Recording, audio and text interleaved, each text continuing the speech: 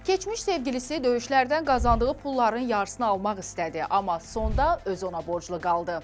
UFC döyüşçüsü İsrail Adesanyanın keçmiş sevgilisi məhkəmə vasitəsilə ondan sərvətinin yarısını, təxminən 15 milyon dollar tələb etdi.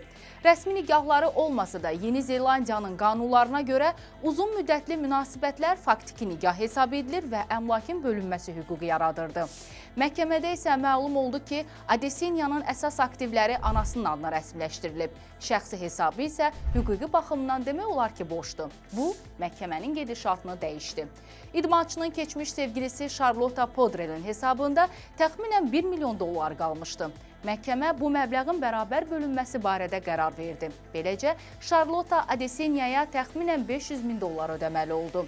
Hadisəni futbolçu Əşrəf Hakiminin başına gələnlərlə müqayisə edənlər də var.